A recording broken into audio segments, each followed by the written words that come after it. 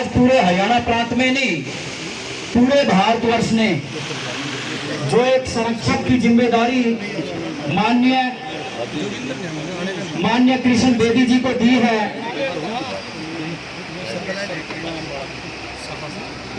इसके लिए मैं पूरे भारतवर्ष के वाल्मीकि समाज को बहुत बहुत बधाई देता हूं, शुभकामनाएं देता हूं। आज कर लेंगे बीच में, और ना जो बीच को रोक दो थोड़ा 70 बुला। आज जो ये स्वागत समारोह माननीय कृष्ण बेदी जी का पूरे हरियाणा प्रांत के नहीं, इसमें दिल्ली के भी, पंजाब के भी, कई स्टेटों के कई सज्जन आए हुए हैं कि सरदार बूटा सिंह जी के बाद जो भारतवर्ष के, जो हरियाणा प्रांत के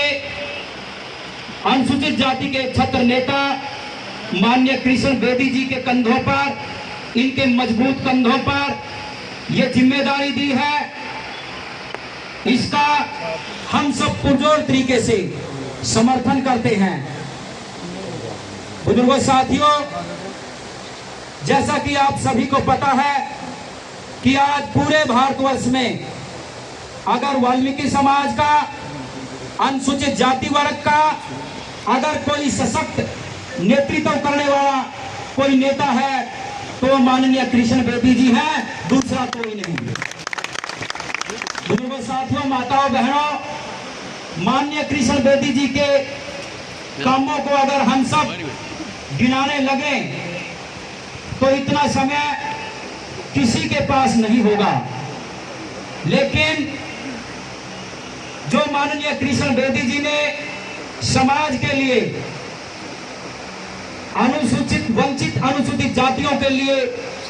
जो शिक्षा में आरक्षण दिलवाकर जो समाज का सच्चा शुभचिंतक होने का फर्ज अदा किया है, इसके लिए हम पुरजोर तरीके से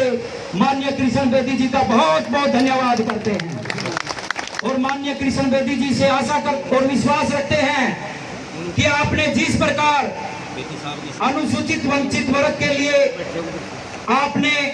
शिक्षा में आरक्षण दिलवाकर हम सबको कृतार्थ किया है, आप उसी प्रकार आप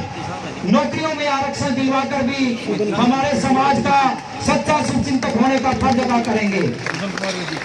बुजुर्गों, साथियों, आज इसमें कोई दो राही नहीं कि पूरे भारतवर्ष में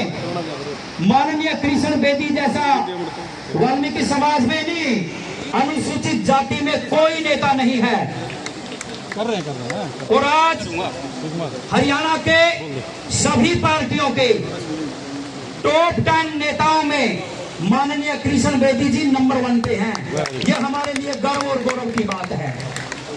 बुजुर्गों, साथियों, माताओं, बहनों,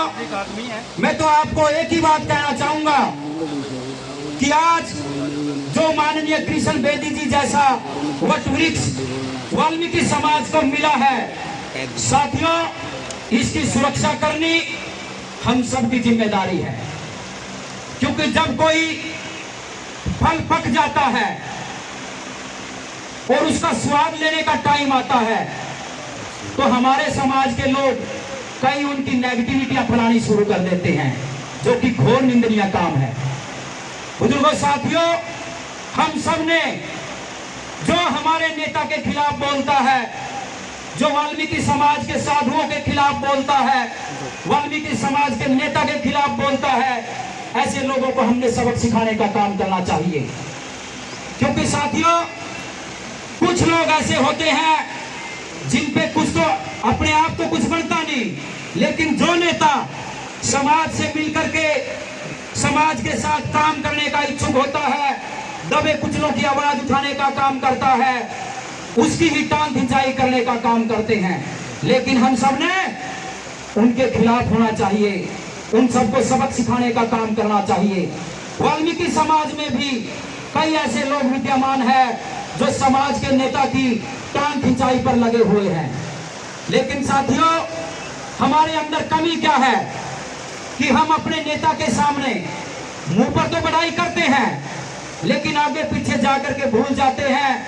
उनकी पैरवी करनी भूल जाते हैं। और हमने कृष्ण बेदी जी की पैरवी नहीं करनी,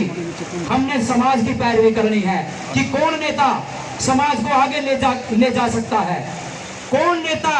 सरकार में आप लोगों की आवाज को बुलंद करने का काम करता है। अरे साथियों, बुजुर्गों, नौजवान साथियों, माताओं बहनों, कैथल के अंदर जो 2000 करोड़ रुपए की लागत से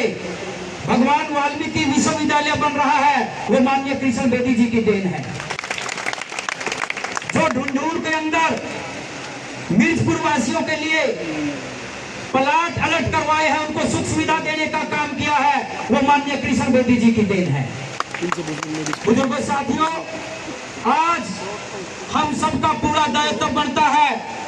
कि हम सब माननीय कृष्ण बेदी जी के साथ खड़े हो जाएं, और इनके साथ अगर हम सब खड़े होंगे तो ये बड़ी मजबूती से अपनी आवाज को, अपने समाज की आवाज को सरकार तक पहुंचाने का काम करेंगे। अरे आप लोग दूसरे समाज के नेताओं को देख लो, अपने चमार भाइयों को देख लो, आप लोग जिन्होंने आज तक मायावती जी की शक्ल नहीं देखी, लेकिन हर चमार भाई कहता है कि हमारी नेता कौन है, मायावती जी हैं।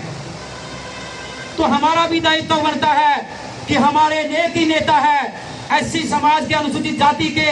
एक ही नेता है, और वो है माननीय कृष्ण बेदी और सिर्फ कृष्ण बेदी। इसलिए मेरी आप सभी साथियों से